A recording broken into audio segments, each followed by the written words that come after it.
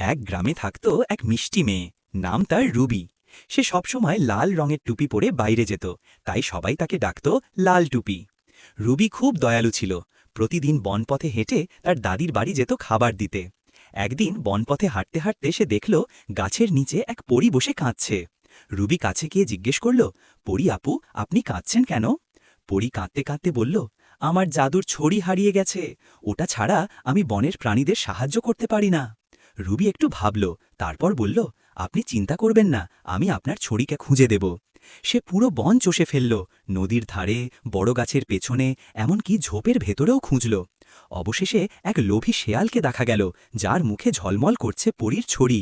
Ruby সাহস করে বলল, শেয়াল ভাই, ওই ছড়ি আপনার নয়, এটা পরীর জিনিস, দয়া করে ফেরত দিন। শেয়াল হেসে বলল, আমাকে কিছু দাও, তাহলে দেব। রুবি তার ব্যাগ থেকে রুটি বের করে দিল।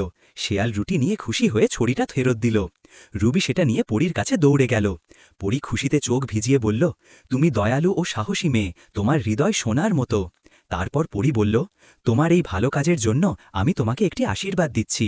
তুমি যেখানেই যাবে সেখানেই সুখ ও আলো ছড়িয়ে পড়বে। রুবি হাসল, পরীর সাথে বিদায় নিয়ে দাদির বাড়ির পথে হাঁটল। বনের সব প্রাণী তার দিকে তাকিয়ে বলল, এই তো আমাদের ছোট্ট বনের নায়িকা লাল টুপি। গল্পের শিক্ষা, ভালো কাজ কখনো বৃথা যায় না।